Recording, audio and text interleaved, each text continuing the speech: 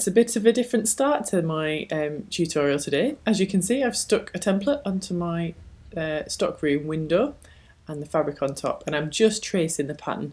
I tried to put it on the table and trace it, which is how I normally do it, but I just couldn't see it. So this is a really easy trick to do.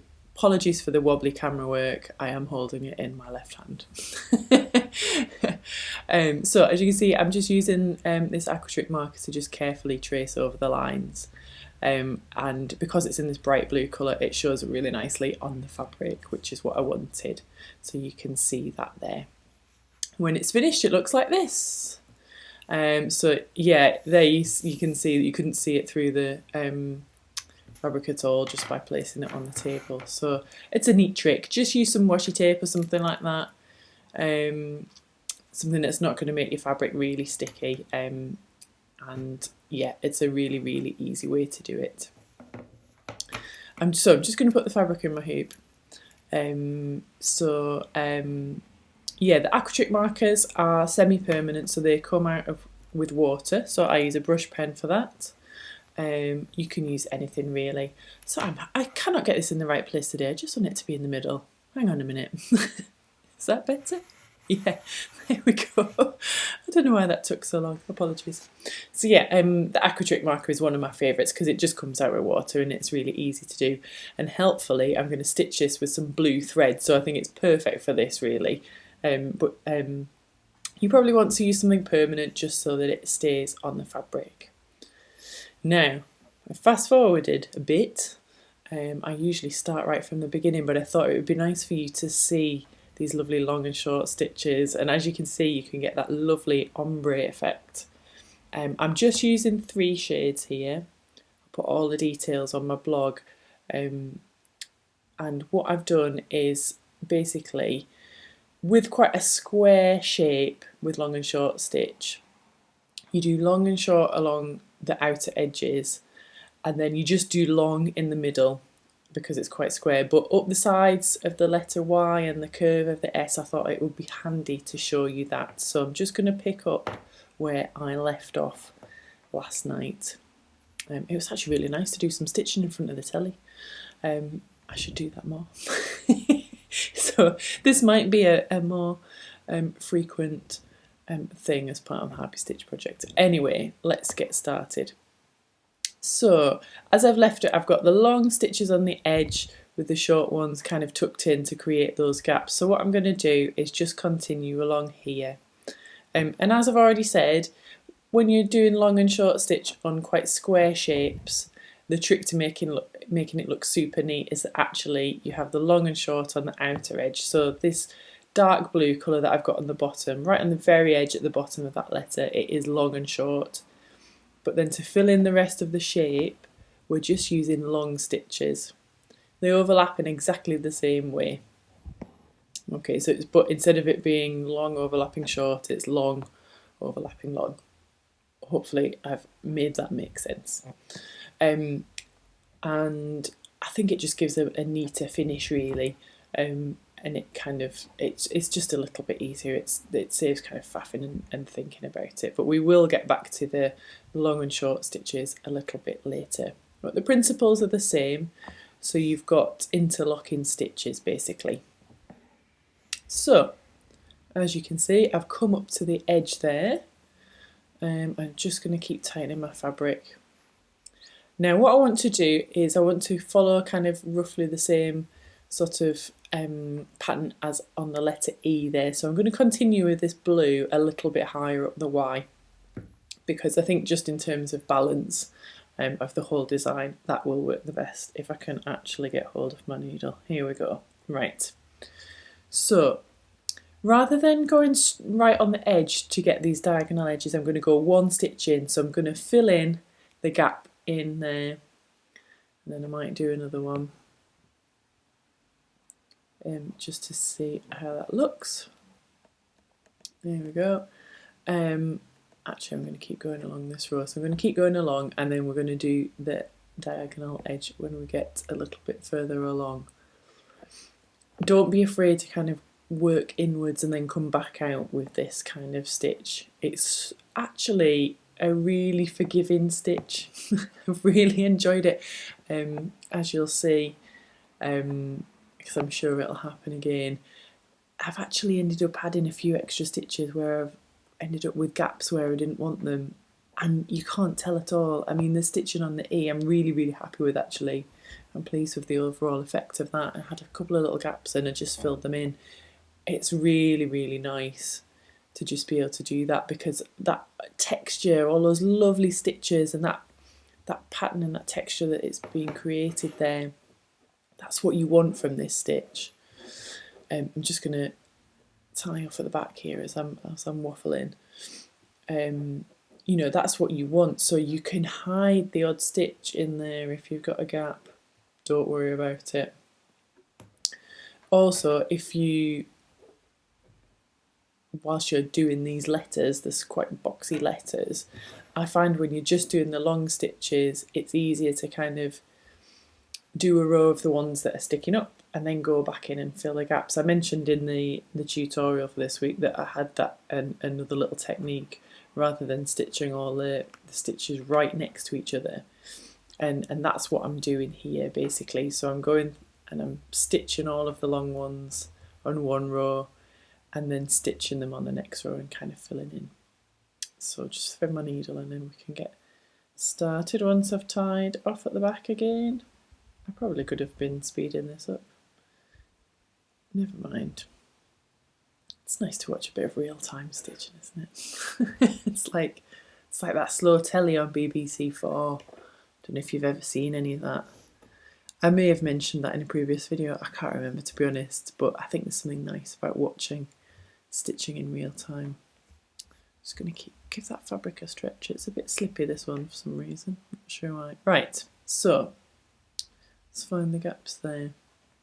I'm going to start in and then work out to that diagonal one. So I'm just going to go one stitch in so that I can kind of anchor it in, I suppose, is the best term. I want to work out where those stitches where they need to be, how long I want them to be. So I'm going to do that one and put that in there, and then I'm going to go and do the one towards that diagonal edge. So it's going to start at the same place as the previous one, but it's only going to go as far as the blue line that I've drawn on with the pen.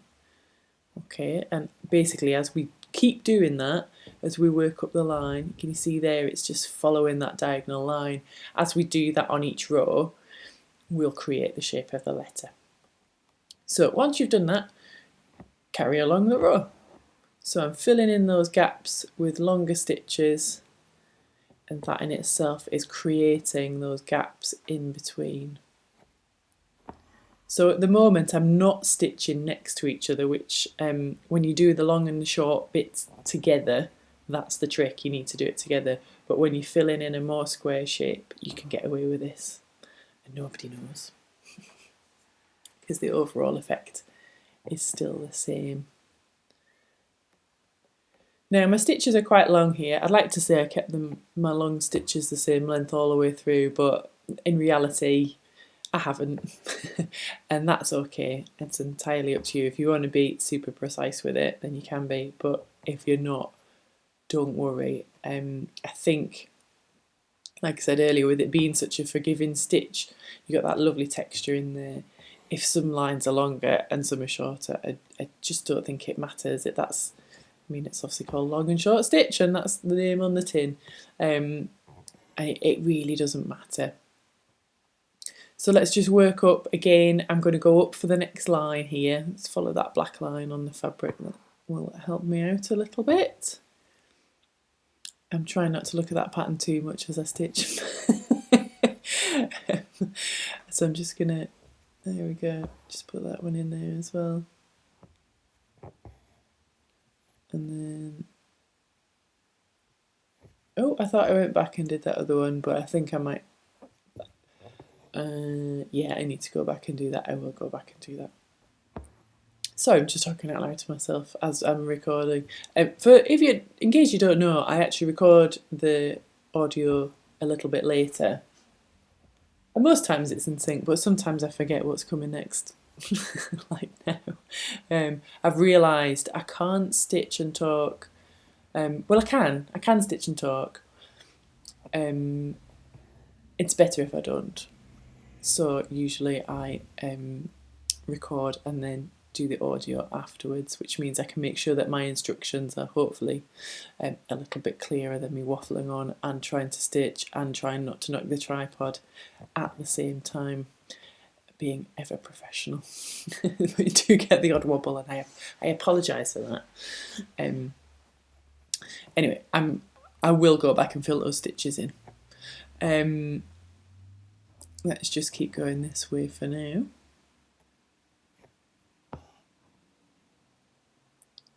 So what I'm doing here, again, at that other side, is just meeting that diagonal line. Do keep checking this tension of your fabric. I'm going to need to do that here again. And I'm just going to have a look and measure, see where we're at. Yeah, so that's where we're starting to blend. So it's actually a really good idea to start with the E because it's very square. So at the top bit of the letter E, 2 long stitches will meet in the middle. Okay, so if you start with a long stitch in one of the top corners of the E, then work long and short all the way along that top row. And when you get to the end, try and finish on a long, and then basically flip the other side, start on a long, and then you'll need 2 short stitches to fill in. You'll see what I mean when you get started. If it doesn't quite work out like that, don't worry, that's how I did it. But the E is a good letter to start with, and then you can use that as a sort of guide to work out where your other colours need to go. So once I have finished this little section here on both sides of the Y, I think I'll be able to start using that final bright blue colour, and I think it's 3845.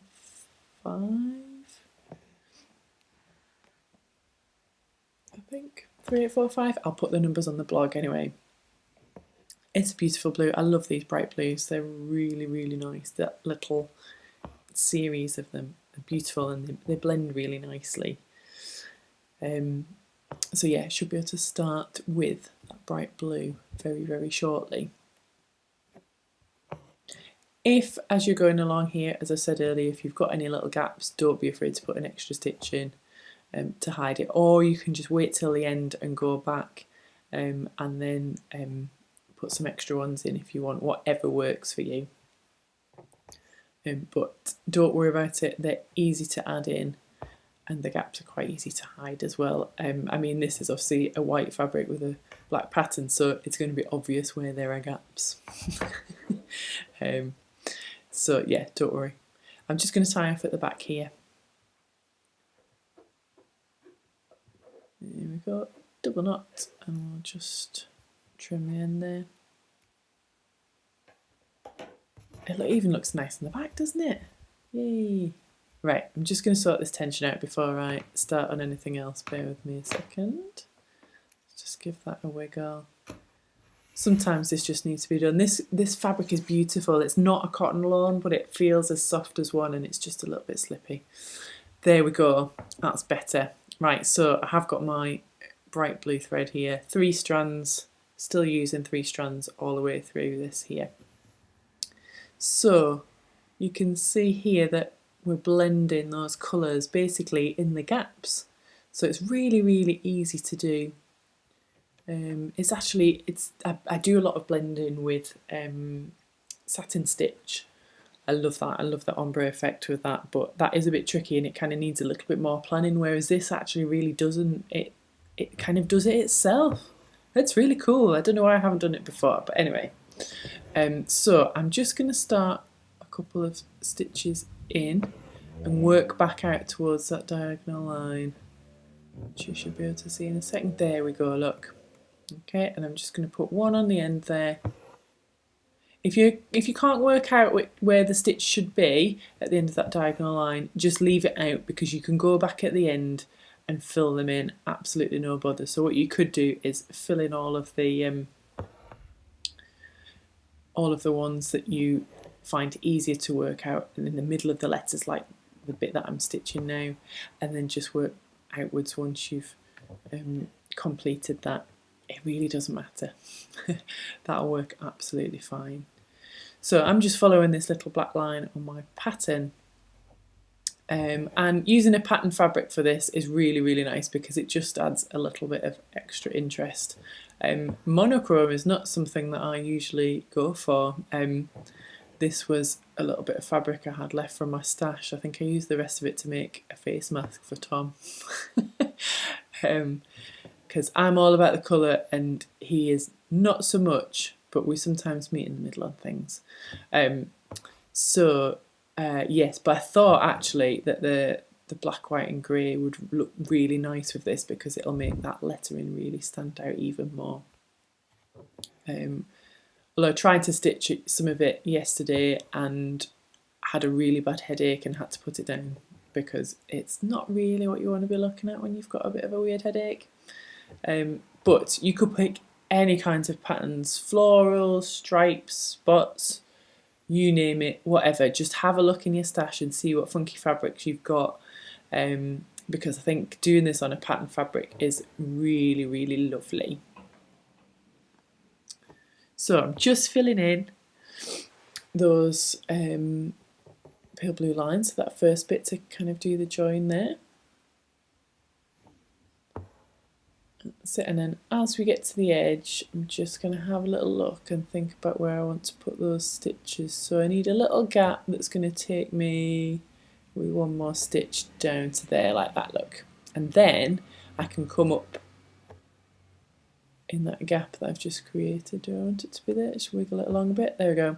I've created a gap between that extra stitch that I put in that row, and I can pop that in like that, and then go back and do the outside one. And I really think that that is, I keep going on about it, I really think it's a great way to do it because you can anchor yourself with that stitch that's one in and then go back out. It just feels, it feels better that way.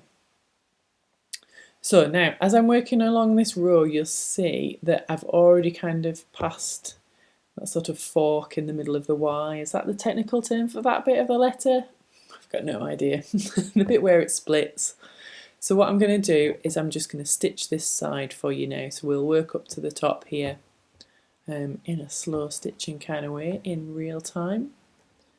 And I'll do the other bit off camera probably. Just so you can see what it's like to kind of stitch the top of those letters there.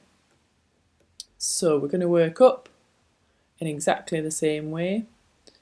I'm going to do one more row here,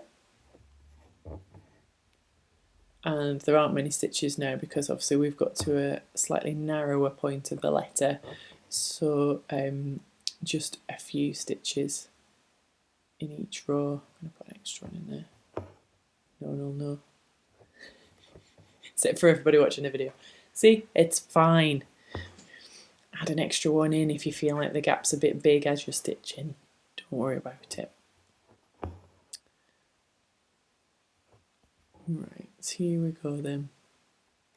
And already, even though we're only a couple of rows up with this stitch, you can see the effect of having that bright blue. It just blends beautifully into that mid shade there. And I love it. There's no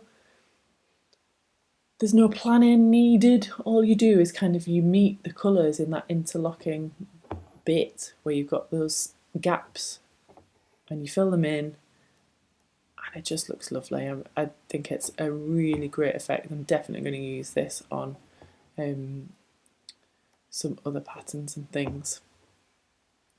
Now, helpfully, I've got to the point here where my long stitches are kind of a short stitch away from the top, which is excellent because along the top of the letter, if you remember, like I did on the E, the top line needs to be long and short next to each other. Okay, so that's how you get that effect. So the long stitches are just for those square boxy shapes, but we need that long and short along the top there. It's looking nice, but I'm going to need some more thread to do that, so bear with me a second. So yeah, it kind of feels like cheating in a way, but the effect is neater. Right, so let's just finish this side here so I can show you the top there. And because what we need to do is use the long and short just to finish off at the top to make that edge really nice and neat. I know I said that about the previous letter, but I just want to talk you through it as well, so feel free to skip through if you want to. So what I'm going to do is I'm just going to again kind of go one stitch in and then go back and do that other one. So now at this point you definitely need to be doing the stitches next to each other again. Obviously we've been doing the long stitches through the letter, but at this point when you're doing the long and short right next to each other, you just need to make sure that you're stitching right next to each other again without any gaps.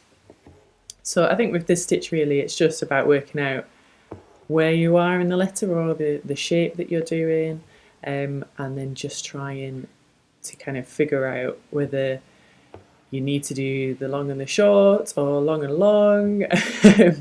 So it's just a bit of, it's actually when you get to the edges just a little bit of thinking ahead, I guess, so that when you get to the top you can just kind of work out where you are and then do those long and shorts just to finish off.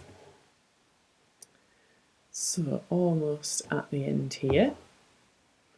And on my IGTV video this week, I can't remember if I said earlier in the video that I was going to show you how to do it in a shape. Well, I recorded it this morning as I'm coming back to this on a different day. I'm probably really confusing you now, I apologise. That's another square shape, but I'm using 3 different colours rather than shades of the same colour. So I'm not using 3 blues like I am here. I'm actually using 3 different colours, so you kind of get a nice sort of stripy effect. So have a little look at that, and I think as usual just decide what works best for you really. It depends on the shape or what you're filling in, but just with a little bit of forward thinking you'll be able to work out what you need to do.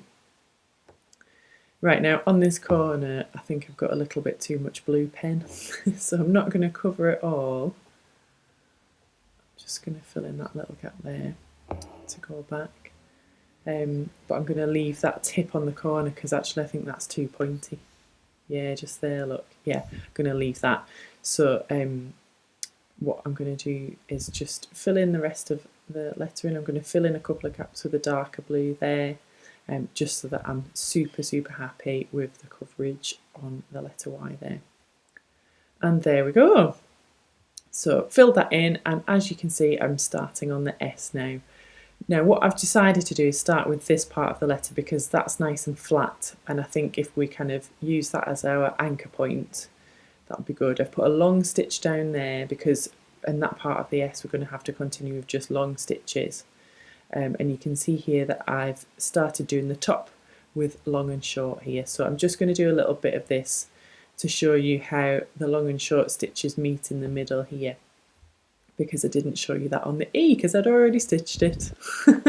So what you need to do is do your long and then your short, and then you'll notice that because the shorts don't meet the other shorts you need to do another stitch. So I don't know if this is the best method to do it. This is how I'm doing it. I'm doing a long and essentially 2 shorts, just to fill in this gap, and I'm pleased with the effect that it gives. So that's what I'm doing. If you want to do it slightly differently, then that's entirely possible and absolutely fine.